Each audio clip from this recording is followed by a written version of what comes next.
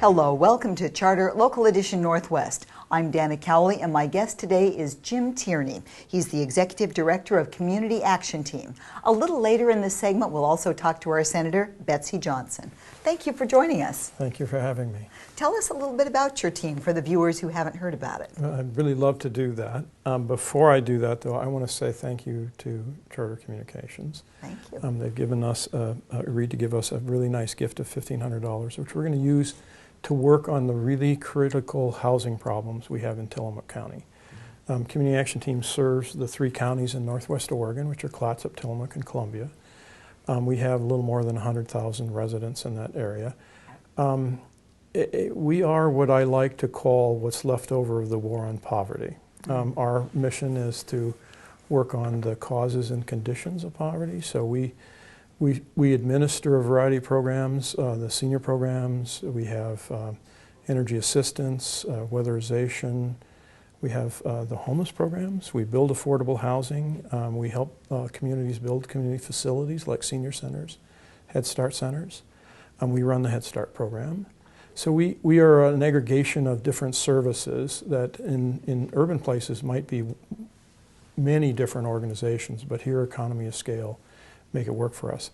The difference with community action, there's more than 1,100 of us around the country. Oh. And what makes us different is that we're driven by the community up. So we're supposed to listen to the roots in our community, low income and public members and people from business, and listen to what they think the community needs.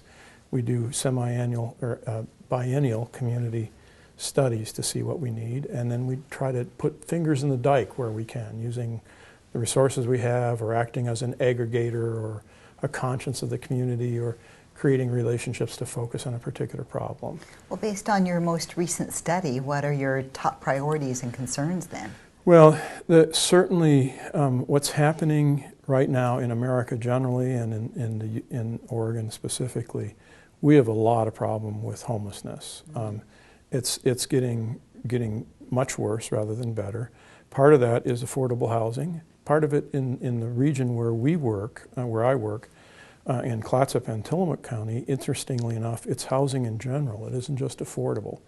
One of the challenges we have, and why we identified Tillamook as a really good place for this investment that we've received from Charter, is that you might have a doctor come to the hospital, want to work there, be happy with the salary, and the doctor and his wife come and look at the community and go, there's just no place for us to live here that we are willing to accept, so they don't come. Oh. So that sort of thing happens. That's just one example. That happens. We had a very similar circumstance a decade and a half ago. And here on the coast, the communities are isolated in that regard, and so it becomes a special problem in Clatsop and Tillamook counties. So trying to find something to do something about housing in general, and then affordable housing for the low-income workers and for people that have no jobs. Those are the biggest issues that we have. Well, what are those solutions? Because when you're homeless, it's hard to have money to buy a house, and when you're trying to attract an employer or employees to come in, they might not have time to or resources to have a house built from scratch. Where would you stay in the interim, even if you were so inclined to build a house? So, well, that was a big range of questions. Let me try and deal with them one at a time. If you are homeless, we have monies that we get from HUD and from the state of Oregon to help us serve homeless. And in Tillamook and Clatsop County, we work with our local nonprofits to pass those monies through to them, and they work with the homeless populations. They also raise some of their own money from HUD and from other sources. And still, with all the resources we have, we are only able to serve about 1 out of 7 homeless persons. And we try to do something. Each of our 3 organizations try to do something. We have tents, and we help them with socks and winter clothing and other things if we can't help them. But the real solution there is also oftentimes there's a reason people are homeless. They're not competitive in our economy for one reason. And oftentimes there's an issue that family or that individual has. One of the things our staff, we have really well-trained case managers. They work with the folks to help address those issues and get them ready to be stable. And some of the resources we have, what we can afford, goes into a thing called Housing First. And Housing First is we secure a unit for them and put them in the unit, and then our case managers work with them and say, okay, is there an alcohol and drug problem, or is there an employment problem? Do we need to help you with that? And so we work with them to get them engaged and get them moving out. We don't have a lot of that available, but what we have has been very successful. We have 2 units in St. Helens, where my office is, that we have where we provide that service. And one of our first clients there, that unit is, I think, 4 years old. One of the first clients we put in there just bought a house. So we fixed their problems, wonderful. helped them fix their problems, and they got stable, and they bought a house, and now they're very stable.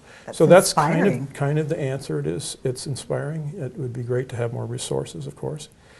In terms of the other question regarding the other housing, we're working with CARE in Tillamook and with the Tillamook County Commission to figure out how we could get identified the needs in a place like Tillamook. If we can identify opportunities for business, then or for individuals that want to make investments, we could say, okay, if we could identify this local area that could be added to a community, and you could do this and it would cost so much, a person could make a profit at that. If we can lay it out, if we can do a study and lay out what's needed there, we can get a step back and let the private market do it, which would be perfect. And that's one of our strategies in Tillamook, is to, on the non-low-income side, is to say, well, can we identify a way for the market to work? Because in a lot of small communities, the market doesn't work very well. It's just, the scale cuts against little communities like Tillamook, and so the market doesn't work very well. So we want to find ways to help the market work. Well, thank you for these generous and kind-hearted things you're doing for our citizens. We appreciate it. Thank you for the conversation. And thank you for watching. Stay right with us. Senator Betsy Johnson is up next. Welcome back to Charter Local Edition Northwest. I'm Dana Cowley, and my guest now is Senator Betsy Johnson. Thank you for being here. Thank you for taking the time to have me. I appreciate it. We just talked to one of your partners in the effort to try to do something about the homeless problem in Oregon's coastal areas. Absolutely. I represent Northwest Oregon. I represent the counties in the Oregon Senate that Community Action Team serves. And so I am acutely aware of some of the very important social service needs that they are addressing. I want to start by thanking Charter for your very generous contribution. Your money will make a difference in my district. Oh, you're welcome. And so I appreciate the corporate generosity. Thank you. But in the interest of full disclosure, I have served on Mr. Tierney's board. My husband is currently on his board. And in our private lives, we're donors. And the reason that I mention that is that this is not for us a passing interest. This is an investment. And I believe that Community Action Team is one of the most nimble and frugally run social service organizations that I'm aware of. Their services cover a plethora of subjects, from veterans to aging to Head Start. And we really feel, when we write personal checks to the organization, that our money is well spent, and they are good stewards of the resources we give them. Well, we're talking about a growing number of homeless people in your area. What do you think are the causes behind that, and then what can be done to help with that? Well, I'll do them in reverse order. What can be done to help our organizations like Community Action Team? The cause, I think, is much more complex. Rural Oregon is changing demographically. They're changing economically. Communities where natural resource-based economies used to dominate now no longer have that option. I'm thinking of fishing and logging in Northwest Oregon. Mm-hmm. I'm also sad to report that rural Oregon has not recovered from the recession the same way that the rest of Oregon has. I think that's true in a lot of rural communities nationwide, too. Oh, it is. But we hear these very optimistic reports about Portland's resurgence, Bend screaming back out of the recession. Housing now is so hot in Central Oregon. But for many small communities along the coast that are isolated by transportation problems, isolated by the paucity of social services, we really see a desperate need. And people are resorting to really extreme measures in order to just survive. We have people living in the Tillamook Forest. We have people that are now on the streets. I was in Coos Bay not long ago, and deeply distressed to see the number of people that are on the streets. A concomitant problem is that many of those folks, in addition to being homeless, are mentally ill. And I think the state has abrogated their responsibility in helping to provide adequate resources to deal with a growing mental illness crisis in this state.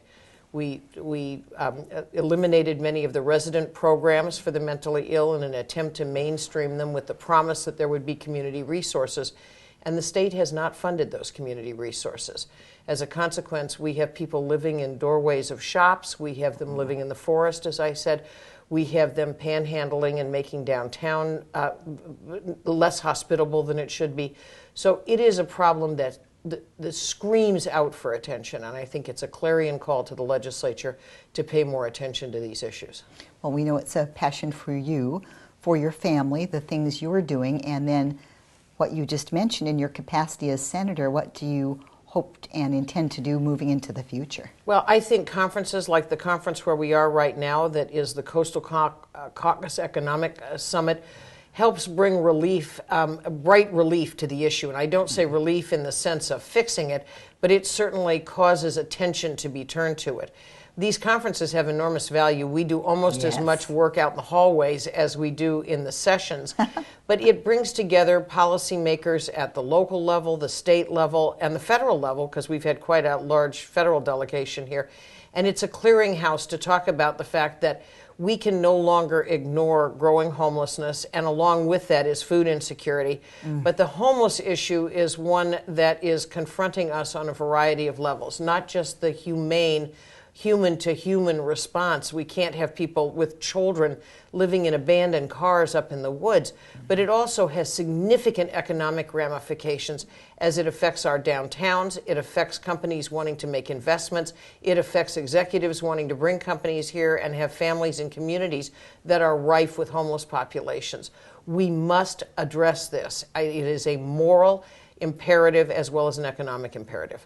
Senator, thank you. We appreciate your time and your efforts and your sincerity toward doing what is best for the people of Oregon. Well, and again, I thank Charter for making an investment in a very significant organization that serves the constituents that I'm privileged to represent in the Oregon Senate. Thank you. Thank you for being here. Thank you. This is Senator Betsy Johnson. I'm Dana Cowley, and you're watching Charter Local Edition Northwest.